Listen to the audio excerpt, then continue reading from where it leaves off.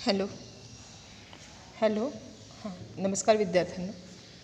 कालच्या तासाला आपण अध्ययनाच्या प्रक्रिया हा अभ्यासत होतो. अध्ययनाच्या एकूण 5 पद्धती आहेत हे मी तुम्हाला सांगितलं होतं. त्यापैकी 1 अभिजात अभिसंधान पद्धत, 2 साधक अभिसंधान, 3 बोधात्मक अध्ययन पद्धती, 4 अनुकूलनाद्वारा आणि संयोजनाद्वारा अध्ययन पद्धत आणि 5 निरीक्षणात्मक अध्ययन पद्धत. एकूण 5 पैकी आपण मागच्या तासाला अभिजात अभिसंधान ही पद्धत अभ्यासली होती. या अभिजात अभिसंधान पद्धतीमध्ये आपण अभिसंधान म्हणजे काय तर एखाद्या प्रतिक्रियेत नैसर्गिक चेतकाबरोबर किंवा उद्दीपकाबरोबर कृत्रिम चेतक वापरून कृत्रिम चेतकाद्वारा तीच नैसर्गिक प्रतिक्रिया घडून आणणं म्हणजे अभिसंधान होय असं आपण शिकलो होतो. त्याबाबतचा इव्हॅन पॅव्लोवचा कुत्र्यावरील प्रयोग आपण अभ्यासला होता. या कुत्र्याच्या लालोत्पादन प्रक्रियेचा विशेष अभ्यास आपण या प्रक्रियेद्वारा समजून घेतला आणि तो कुत्रा घंटानादाशी कसा अभिसंधित झाला हेही आपण अभ्यासलं आणि त्यानुसार तो अभ्यास आपण पूर्ण केलेला होता. आज आपल्याला इतर राहिलेले सर्व प्रक्रिया अध्ययनाच्या बघायच्या आहेत. साधक अभिसंधान, बोधात्मक अध्ययन, अनुकूलनाद्वारा संयोजनाद्वारा अध्ययन आणि निरीक्षणात्मक अध्ययन. आज आपण साधक अभिसंधानाद्वारा अध्ययन बघणार आहोत. मुलांना आपण एक शिकलो की अभिजात अभिसंधानामध्ये आपण मूळजात शिकत असतो. विशेष खूप सारे शिकवण्याची आपल्याला गरज भासत नाही. बऱ्याचदा आपण शिकताना आपणच आपलं शिकतो. म्हणून तुम्हाला उदाहरण असं दिलं होतं की लहान मुलांना इंजेक्शन दिलं असता तो रडायला लागतो आणि लहान मुलाला हळूहळू समजतं की जेव्हा जेव्हा तो डॉक्टरकडे जातो तेव्हा त्याला इंजेक्शनच दिलं जातं. याचा अर्थ डॉक्टर आणि इंजेक्शन या दोघांचं कनेक्शन तो बरोबर लावून घेतो. हे विशेष त्याला शिकवावं लागत नाही. अशा अनेक गोष्टी आहेत मुलांना की ज्या आपण आपसुकच शिकतो, अभिसंधानानं शिकतो, अभिजातानं शिकतो. बरोबर. म्हणून आज आपण दुसरा बघणार भाग साधक अभिसंधान. B.F. स्किनर नावाच्या मानसशास्त्रज्ञानं अध्ययनाचा साधक अभिसंधान ही एक सोपी साधी पद्धत आपल्याला सांगितली आहे. आता साधक याचा अर्थ साधनं वापरणं. एखाद्या साधनाशिवाय आपण त्याला अभिसंधित होऊच शकत नाही. बरोबर. एखादी गोष्ट शिकण्यासाठी ते साधन फार गरजेचं असतं. ते साधनच नसेल तर आपण ती गोष्ट शिकू शकत नाही. उदाहरण पहा, तुम्ही गाडी शिकायला घेतली आहे आणि नुसती गाडी शिकण्याची ॲक्टिंग करत असाल, म्हणजे तुमच्याकडे गाडी नाही पण तुम्ही ड्रॅव ड्रॅव आवाज काढाल, मूठ वळवाल, बरोबर, पण गाडी नाही आहे प्रत्यक्षात, तर तुम्हाला गाडी प्रत्यक्षात शिकता येईल का हो? नाही येणार. म्हणजे प्रॉपर गाडी शिकण्यासाठी तुमच्याकडे 2 व्हीलर 4 व्हीलर काहीतरी तुमच्याकडे असणं अतिशय गरजेचं. अगदी सायकलसुद्धा असणं गरजेचं आहे. नुसती ॲक्टिंग करून आपल्याला ती गोष्ट शिकता येणार नाही. याचाच अर्थ काही गोष्टींमध्ये साधनं वापरावी लागतात, योग्य साधक वापरावं लागतं, त्याच्याशी अभिसंधान बांधावं लागतं, त्याच्याशी अभिसंधित व्हावं लागतं. हा अभिसंधानाचा अतिशय महत्त्वाचा आणि प्रभावी प्रमुख प्रकार आहे असं आपण म्हटलं तर वावगं ठरणार नाही. आणि म्हणून साधक अभिसंधान हा अभिसंधानाचा दुसरा प्रमुख प्रकार आहे की जो B.F. स्किनर नावाच्या मानसशास्त्रज्ञानं हा तयार केला आणि म्हणून B.F. स्किनर या मानसशास्त्रज्ञाला साधक अभिसंधानाचा प्रणेता असं म्हणून ओळखलं जातं. बघा, जेव्हा 1 मार्काचा प्रश्न येईल तेव्हा साधक अभिसंधान आणि म्हणजे कुणी केला तर B.F. स्किनर. मग B.F. स्किनरला साधक अभिसंधानाचा प्रणेता का म्हणतात तर हे लक्षात घ्या, त्यानं हा प्रयोग सिद्ध करून दाखवला म्हणून. साधक अभिसंधानामध्ये पारितोषिक प्राप्त करून घेण्यासाठी प्रयुक्त व्यक्ती अथवा प्राण्याला प्रायोगिक परिस्थितीत कोणती तरी एक विशिष्ट प्रतिक्रिया करण्यास शिकावीच लागते. आता बघा, या प्रयोगामध्ये आपल्याला काहीतरी बक्षीस मिळणार आहे. पारितोषिक म्हणजे पारितोषिकच नाही, त्याचा अर्थ डायरेक्ट तुम्ही म्हणजे सत्कार समारंभ वगैरे असा घ्याल तर तसं नाही. बरोबर आहे ना. साधं साधं हे आहे की तुमचा नंबर पहिला आला आणि म्हणून आईने मस्तपैकी गोड शिरा केला. तर गोड शिरा हे काय आहे? पारितोषिक आहे. पण तुम्ही नंबर आला नाही, पण तुम्ही 2-3 विषयात नापास झाला, आईने चांगल्या 1-2 शिव्या पण हासडल्या आणि 2 धपाटे दिले, तर हे तुमचं पारितोषिक होईल का रे? नाही होणार. बरोबर आहे ना. ही शिक्षा होईल. बरोबर. म्हणजे साधक अभिसंधानामध्ये पारितोषिक प्राप्त करून घेण्यासाठी ज्या व्यक्तीवर आपण प्रयोग करणार आहोत ती प्रयुक्त व्यक्ती अथवा प्राणी प्रायोगिक परिस्थितीत त्याला कुठलं तरी काम करावं लागतं आणि ते पारितोषिक मिळवण्यासाठी ते काम त्याला करावं तर लागतं, पण ती विशिष्ट प्रतिक्रिया करण्यास त्याला शिकावंसुद्धा लागतं. म्हणजे हवे असलेलं पारितोषिक मिळवायचं असेल, हवे असलेलं बक्षीस मिळवायचं असेल, ते प्राप्त करायचं असेल तर नको असलेली त्रासदायक स्थिती आपल्याला टाळावीच लागते. बरोबर. म्हणून व्यक्तीला विशिष्ट प्रतिक्रिया ह्या शिकाव्याच लागतात. म्हणजे त्या साधनाशिवाय तो शिकू शकत नाही, त्याला शिकून घ्याव्या लागतात, तरच त्याला ते पारितोषिक मिळेल, अन्यथा ते मिळणार नाही. आणि म्हणून आपल्याला हवं असलेली गोष्ट मिळवण्यासाठी, प्राप्त करण्यासाठी, नको असलेली त्रासदायक परिस्थिती टाळण्यासाठी व्यक्तीला विशिष्ट प्रतिक्रिया शिकाव्याच लागतात.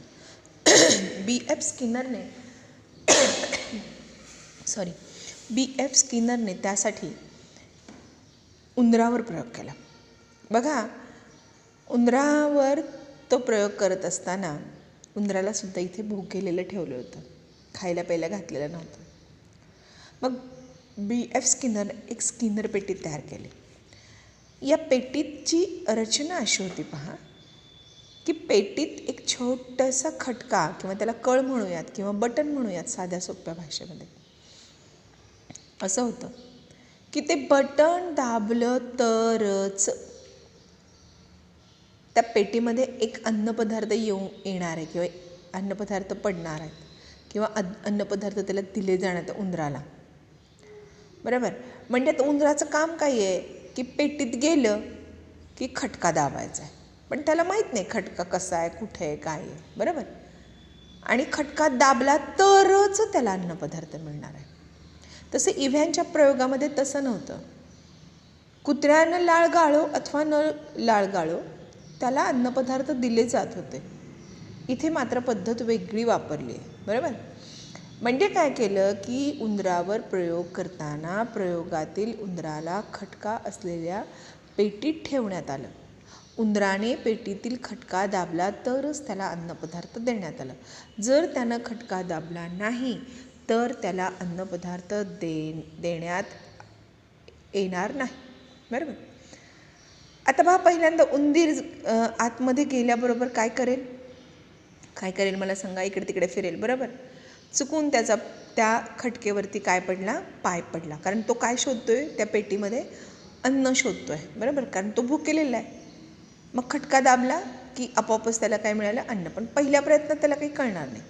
परत दुसऱ्यांदा प्रयोग केला, त्याला पुन्हा भुकेलेला आत सोडण्यात आलं. पुन्हा एकदा त्याने इकडं तिकडं उड्या मारल्या, मारता मारता खटका दाबला गेला, आपोआपच काय आलं? अन्नपदार्थ आलं. काही प्रयत्न करून झाल्यानंतर कालांतरानं उंदीर हुशार, उंदराच्या सुद्धा लक्षात येतं की उंदीर पेटीतील खटका दाबतो डायरेक्ट. त्याच्या लक्षात आल्याच्या हितं पाय पडला, इथं दाबलं गेलं, हा खटका दाबला गेला की अन्नपदार्थ आपोआप आपल्याला मिळतं. मग उंदराने ते शिकून घेतलं. कशाचं शिकून घेतलं? साधक काय वापरलं? खटका वापरला. आणि तो कशाशी अभिसंधित झाला की हा खटका दाबल्यानंतरच आपल्याला काय मिळतं आहे? अन्नपदार्थ मिळत आहे. आणि म्हणून मग त्यानं काय केलं?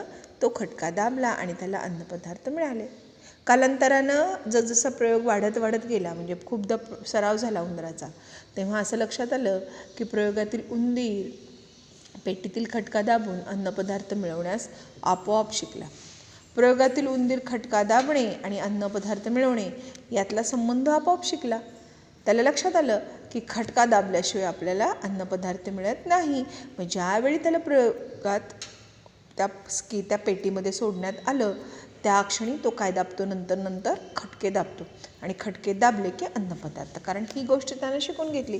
खटका दाबला तरच आपल्याला काय मिळत आहे? अन्नपदार्थ मिळते. थोडक्यात काय की प्रयोगातील उंदीर खटका दाबणे आणि अन्नपदार्थ मिळवणे यात संबंध असल्याचं शिकला म्हणजे काय केलं मुलांनो, अध्ययन झालं. कशाचं अध्ययन झालं की ही गोष्ट केल्यानंतर, हे साधन वापरल्यानंतर ही गोष्ट आपल्याला मिळते. जसं आपल्याला ही गोष्ट कोणती आहे, खटका दाबणे, काय मिळालं, अन्नपदार्थ मिळाले. बरोबर.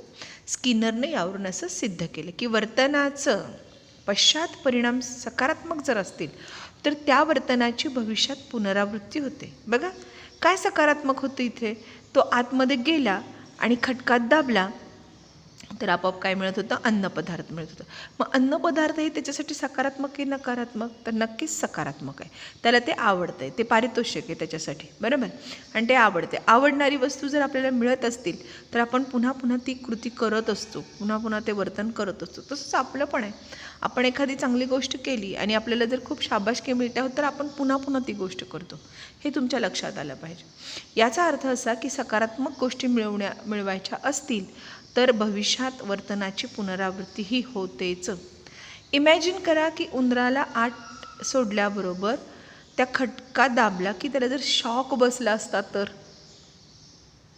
त्यांना पुन्हा पुन्हा ती केलं असतं, नाही केलं असतं, कारण त्याला ती काय होते, एक प्रकारची शिक्षा दिली असते. म्हणजे तसंच आहे आपलं पण. एखादी गोष्ट करण्यानं जर आपल्याला शिक्षा मिळत असेल तर आपण ते वर्तन परत करत नाही, कारण त्यातनं आपल्याला नकारात्मक गोष्टी भेटतात. बरोबर. आपल्या शिक्षकांनी आपण खोड्या केल्यामुळं जर 2-4 धपाटे वाजवले असतील, चांगलं धपटून मारलं असेल तर पुन्हा ती कृती आपण करत नाही, कारण धपाटे मिळण्याचा कशाशी संबंध आहे आपला चांगला माहिती आहे. शेवटी काय, नकारात्मक जर ती गोष्ट असेल तर ती पुनरावृत्ती वर्तनात पुन्हा कधी केली जात नाही आणि म्हणून भविष्यात असं वर्तन आपोआप काय केलं जातं, टाळलं जातं. आता तुमच्या लक्षात आलं असेल की साधनांचा वापर करून आपण प्रत्येक गोष्टी अभिसंधित होऊन आपण अनेक गोष्टी शिकण्याचा प्रयत्न करतो. बिना साधकाचा अभिसंधित होता येणार नाही आणि त्यामुळे आपण ती गोष्ट अध्ययन करू शकणार नाही, लर्निंग करू शकणार नाही, शिकू शकणार नाही. हे आता तुमच्या लक्षात आलं असेल. अनेक गोष्टींपैकी झडप दाबणे किंवा खटका दाबणे किंवा ती कळ दाबणे किंवा तिला बटन म्हणूयात, ही साधक प्रतिक्रिया आहे. अन्न हा नैसर्गिक उद्दीपक हजर करण्याचे साधन आहे. म्हणूनच या अभिसंधानाला साधक अभिसंधान असं म्हटलं गेलेलं आहे. हे लक्षात घ्या. पहा मुलांना, तर प्रश्न येताना तुम्हाला म्हणजे साधक अभिसंधान आणि अभिजात अभिसंधान, तर कृपया यांचे मानसशास्त्रज्ञ उलटे सुलटे करू नका. लक्षात ठेवायचे की अभिजात अभिसंधान इव्हॅन पॅव्लॉव आणि साधक अभिसंधान B.F. स्किनर. याच्यापेक्षा वेगळं काहीही लिहायचं नाही, हे लक्षात घ्या. म्हणजे आपण एकतर अभिजात अभिसंधानानं शिकतो किंवा दुसरी पद्धत बघितली आपण शिकण्याची पद्धत, बरोबर, साधक अभिसंधानानं शिकतो. तिसरी आणि अतिशय महत्त्वाची पद्धत ती म्हणजे बोधात्मक अध्ययन. आता बोध होणं म्हणजे जाणीव होणं हे आपण शिकलेलं आहे मुलांना आणि मी ते तुम्हाला शिकवलेलं सुद्धा आहे. बरोबर. बोधात्मक प्रक्रिया म्हणजे मेंदूच्या उच्च दर्जाच्या अशा सर्व प्रक्रिया की ज्याद्वारे आपण सभोवताली असणाऱ्या जगाची काय होते, जाणीव होते, आकलन होतं. आणि म्हणून बोधात्मक प्रक्रियांचा अभ्यास करण्यासाठीच आपण अवधान, वेदन, संवेदन, अध्ययन, स्मरण, विस्मरण, विचार करणं, समस्या सोडवणं, तर्क करणं, निर्णय घेणं इत्यादी बोधात्मक गोष्टींचीच जाणीव आपण करून घेतलेली आहे. अशा या बोधात्मक अध्ययन आपल्याला लक्षात आलं पाहिजे की काही गोष्टी जाणीवेने सुद्धा आपण शिकतो. जाणीव झाल्याशिवाय ती गोष्ट आपल्याला शिकता येत नाही, हे लक्षात घ्या. म्हणजे बऱ्याचदा जाणीव होणं म्हणजे त्याचं वेदन होणं, संवेदन होणं, शिकून घेणं हे झाल्याशिवाय आपण ती गोष्ट शिकू शकत नाही.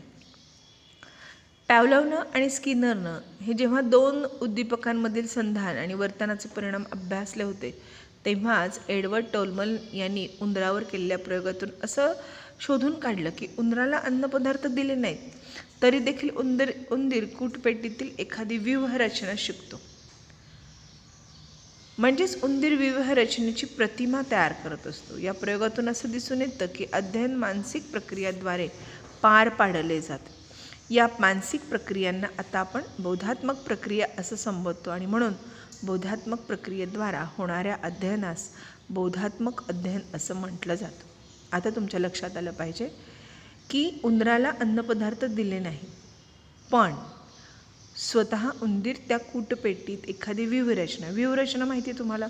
तुम्ही पेपरमध्ये मार्ग शोधा असं कधी कोड सोडवलं आहे? असं छानपैकी रेषा असतात आणि तिथून तुम्ही पेन घ्यायचा, त्या रेषेवरनं जायचं आणि आपल्या त्या शेवटच्या टोकाशी यायचं, अशी त्याला व्यूहरचना म्हणतात. किंवा तुम्ही हा खेळ पाहिला असेल बाजारामध्ये किंवा खेळण्याच्या दुकानामध्ये. गोल असतो, त्याच्यामध्ये छोटे छोटे छोटे मार्ग असतात आणि त्यात बारीक बारीक 2-3 लोहगोळ्या असतात आणि त्या लोहगोळ्या आपण त्या मार्गातनं बरोबर त्या शेवटच्या छिद्रामध्ये आणून सोडायच्या असतात. हे तरी पाहिलं असेल. नाही तर मार्ग दाखवा असा पेपरमध्ये आलेला भाग तुम्ही पाहिला असेल तर तुम्हाला ती व्यूहरचना लगेच समजून जाईल. अशा व्यूहरचनेची प्रतिमा तो तयार करतो. म्हणजे एखादी गोष्ट शोधून काढण्यासाठी आपण कसं आणि कुठून कशा पद्धतीनं पोहोचायचं हे जो ते मनातल्या मनात ठरवतो, मानसिक प्रक्रियेद्वारा तो पार पाडतो. अशा मानसिक प्रक्रियेलाच आता आपण बोधात्मक प्रक्रिया असं म्हणणार आहोत. जेव्हा आपल्याला जाणवणार आहे, जेव्हा आपल्याला संवेदन होणार आहे, अशा संवेदनाद्वारा होणाऱ्या अध्ययनास आपण बोधात्मक अध्ययन असं म्हणतो. म्हणजे आपण बऱ्याचदा अशा प्रतिमा तयार करत असतो. प्रतिमा म्हणजे काय मुलांनो? तर खाणाखुणा, चिन्ह, फोटो, बरोबर, ती आपल्या डोळ्यासमोर तयार होते प्रतिमा आणि त्यानुसार आपण कसं शिकायचं हे ठरलं जातं. म्हणूनच या मानसिक प्रक्रियांना आपण बोधात्मक प्रक्रिया असं म्हणतो आणि बऱ्याचदा बोधात्मक प्रक्रियेतून मनुष्य शिकतात. शिकण्याची ही एक तिसरी पद्धत आहे, हे लक्षात घ्या. चौथी, अनुकूलनाद्वारा आणि संयोजनाद्वारा अध्ययन. बघा, इथं जीन पियाजे यांच्या मते आपण अनेक गोष्टी सामावून घेऊन व आत्मसात करून शिकतो. बऱ्याचदा असं होतं की आपण त्या गोष्टीमध्ये शिरतो आणि ती गोष्ट शिकून घेतो. नवीन अनुभव, नवीन माहिती यांच्या आधारावर आपण मेंदूत साठवलेल्या मूळ संकल्पनात नवीन माहिती सामावून घेत असतो. बरोबर, मूळ संकल्पनामध्ये परत पुनर्संघटित करतो. उदाहरणार्थ द्यायचं झालं तर बघा, जेव्हा लहान मुलगा गायीची संकल्पना विकसित करतो तेव्हा तो गायीबद्दल काही सर्वसाधारण नियम बनवतो. परंतु जेव्हा तो म्हैस पाहतो तेव्हा तो गाय आणि म्हैस यातील फरक पण लक्षात घेतो. म्हणजे गाय कशी असते, म्हैस कशी दिसते, रंग कसा असतो, बरोबर, आणि म्हशीची स्वतंत्र संकल्पना विकसित करत असतो. नवीन माहिती, जुनी माहिती यातील साम्य, भेद म्हणजे सारखेपणा आणि फरक हे लक्षात घेऊन नवीन संकल्पना पुन्हा एकदा निर्माण करण्याचा तो प्रयत्न करतो आणि ती गोष्ट शिकून घेतो. म्हणजे आधी जी शिकलेली गोष्ट आहे त्याच्यामध्ये निश्चितच काय फरक पडणार आहे. नव्याने विकसित करण्याच्या या प्रक्रियेला अनुकूलनाद्वारा व संयोजनाद्वारा केलेलं जे अध्ययन आहे त्या अध्ययनालाच आपण अनुकूलनाद्वारा किंवा संयोजनाद्वारा केलेलं अध्ययन म्हणतो. मग बऱ्याच वेळा आपण अनुकूलनाद्वारा म्हणजे मन वळवून, शिकवून, समजवून, संयोजनाद्वारा ही गोष्ट आपल्याला समजू शकते आणि आपण तसंही शिकू शकतो. सगळ्यात शेवटची आणि महत्त्वाची गोष्ट आहे ती म्हणजे निरीक्षणात्मक अध्ययन. अल्बर्ट बांडुरा यांच्या मते आपण अनेक गोष्टी इतरांच्या वर्तनाने निरीक्षण करून आणि त्यानंतर त्या गोष्टी स्वतः करून पाहून शिकतो. आपण खाणे, चालणे, लिहिणे यासारख्या अनेक कौशल्य इतरांचे निरीक्षण करून शिकतो. आपण इतरांच्या केवळ शारीरिक हालचालींचेच अनुकरण करत नाही, तर इतर व्यक्ती कशा प्रकारे विचार करतात या अशा बाबतीतचंही मूल्यमापन करतो. आणि थोडक्यात आपण इतरांच्या गोष्टीचं, तुम्ही मुलांनो इतरांच्या गोष्टीचं जास्त वर्तन करता. मी तर असं म्हणेन की पिक्चरमधल्या, सिरियलमधल्या अनेक गोष्टी तुम्ही अनुकरणात घेता, त्यांचं निरीक्षण करता आणि मग ती हेअरस्टाईल, मग ते ड्रेस किंवा ड्रेपरी या सगळ्या गोष्टींचा विचार तुम्ही करता आणि अगदी चालणं, फिरणं, बोलणं ही कौशल्य आपोआपच आत्मसात करता. ते निरीक्षणाच्या माध्यमातून, निरीक्षणाच्या साहाय्याने.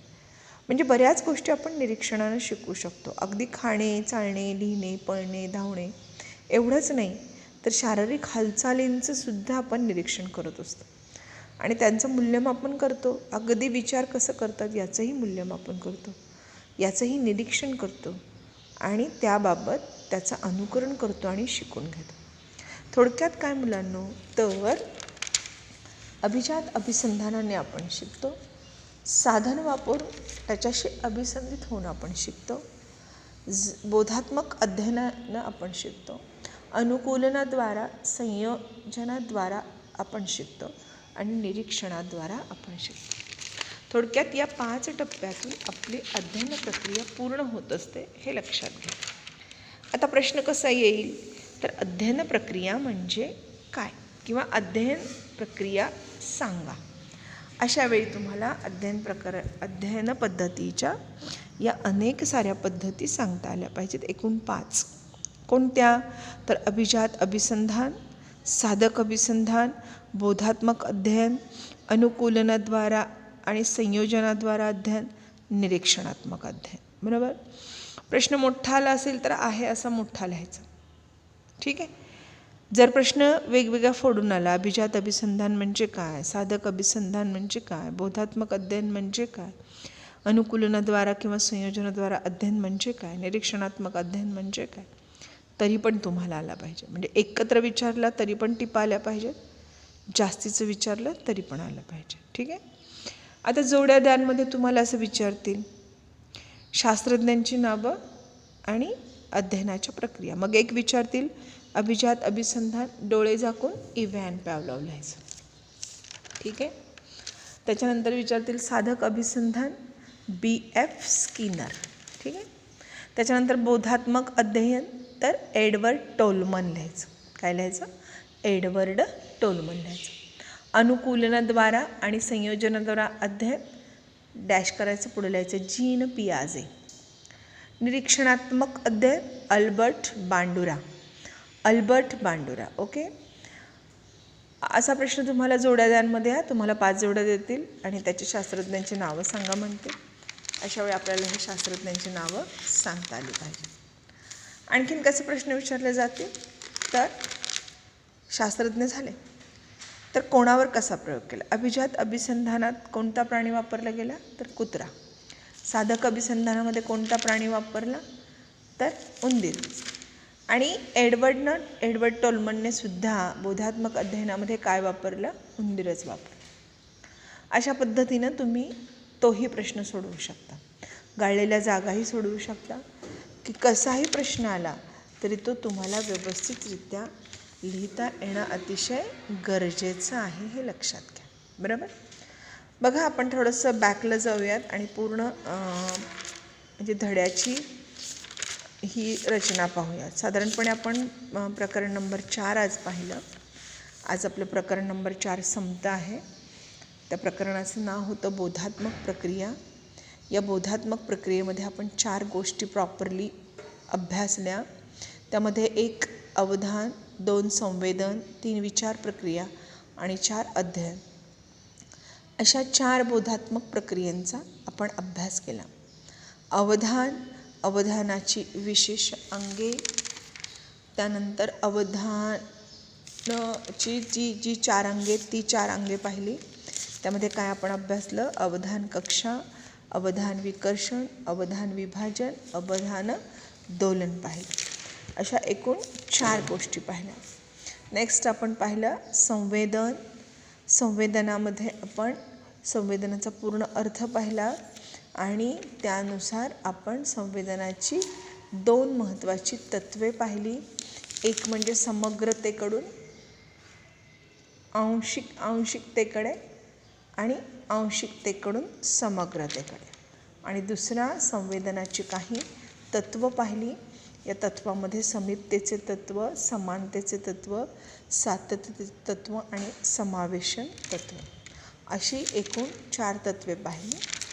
त्यानंतर आपण अध्ययन म्हणजे काय, अध्ययनाची लक्षणं किंवा वैशिष्ट्य, अध्ययनाच्या प्रक्रिया एकूण 5, अभिजात अभिसंधान, त्याच्यानंतर साधक अभिसंधान, बोधात्मक अध्ययन, अनुकूलनाद्वारा संयोजनाद्वारा अध्ययन, निरीक्षणात्मक अध्ययन, या गोष्टी आपण पार पाडल्या. आणि त्यानंतर विचार प्रक्रिया किंवा थिंकिंग प्रोसेस म्हणूया त्याला आपण, तर विचार प्रक्रिया म्हणजे काय, विचार प्रक्रियेतील काही महत्त्वाचे घटक, त्यामध्ये मानसिक प्रतिनिधित्व, संकल्पना, आकृतिबंध आणि भाषा अशा 4 गोष्टी आपण तिथे पाहिलेल्या होत्या. त्याच्यानंतर विचाराचे एकूण 2 प्रकार पाहिले, एक समस्या परिहार आणि दुसरं सर्जनशील विचार. समस्या परिहारामध्ये समस्या ओळखणं, पर्याय उपाय ओळखणं, एखादी पर्याय निवडणं, पर्यायाची अंमलबजावणी करून पाठपुरावा करणं. तर सर्जनशील विचारामध्ये पूर्वतयारी, उभवण, प्रदीपन आणि पडताळणी अशा गोष्टींचा आपण मस्तपैकी अभ्यास केला. सर्जनशील विचार आणि समस्या परिहार या दोन्ही गोष्टी आपण पाहिलेल्या आहेत. एकूण 4 भागाचा पूर्णपणे आपण इथे अभ्यास केलेला आहे आणि 4च्या 4 भाग मी तुम्हाला आत्ता सांगितलेले आहेत. प्रश्न 4 भागांवर येणार आहे मुलांनो, त्यामुळं अवधान, संवेदन, विचार प्रक्रिया आणि अध्ययन 4च्या 4 गोष्टींच्या व्याख्या आपल्या तोंडपाठ असणं अतिशय गरजेचं आहे.